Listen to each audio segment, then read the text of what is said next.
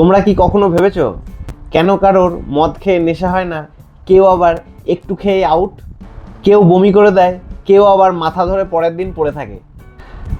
আজকের ভিডিওতে আমি এমন কিছু টেকনিক বলবো যেগুলো মেনে চললে এই সব সমস্যার সলিউশন পেয়ে যাবে। ভিডিও শুরু করার আগেই বলে রাখি, মদ খাওয়া কিন্তু স্বাস্থ্যের পক্ষে ক্ষতিকর। মদ খেয়ে কেউ গাড়ি চালাবে না। এবার চলো ভিডিওটা শুরু করা যাক। অনেকেই বলে, দাদা আমি অনেক মদ খাই কিন্তু নেশা হয় না। আসল ব্যাপারটা কি জানো?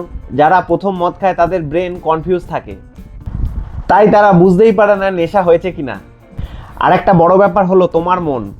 যদি তুমি টেনশনে থাকো তাহলে বেশি খেলেও নেশা কম হবে, আর যদি মন একদম ফ্রেশ থাকে তাহলে অল্পতেই নেশা হবে। অনেকেই বলে মদ খেলেই বমি হয়ে যায়। এর মেন কারণ কি জানো?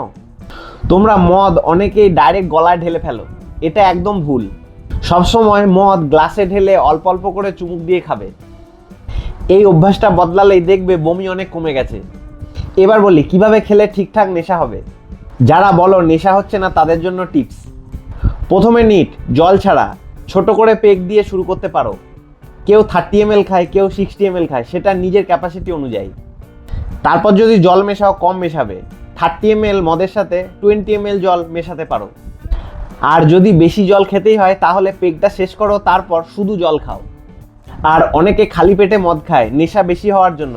এটা একদম করো না। সবসময় মদ খাবে ভরা পেটে, মানে খালি পেটে বেশি নেশা হয় ঠিকই, কিন্তু শরীরের ক্ষতি অনেক বেশি হয়।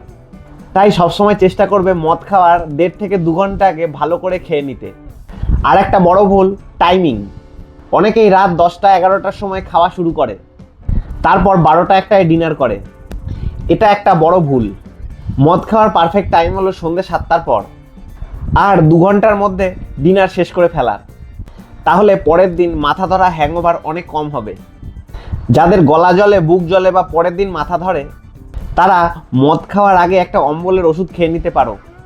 মদ খাওয়ার পরে বেশি করে জল খাবে, কারণ বাথরুমের মাধ্যমে অ্যালকোহল বের হয়। পরের দিন ওআরএস খেতে পারো, ঠান্ডা জলে স্নান করতে পারো, তাহলে অনেক রিলিফ পাবে। যাদের মদ খেলে পরের দিন মাথা ধরা বা হ্যাংওভার হয়, এই টেকনিকগুলো মেনে চললে মদ খাওয়ার এক্সপিরিয়েন্স অনেক ভালো হয়ে যাবে তোমাদের। ভিডিওটা যদি ইনফরমেটিভ লাগে তাহলে একটা লাইক দাও, আর এরকম ভিডিও পাওয়ার জন্য চ্যানেলটা অবশ্যই সাবস্ক্রাইব করে পাশে থাকো। আবার দেখা হবে পরের ভিডিওতে।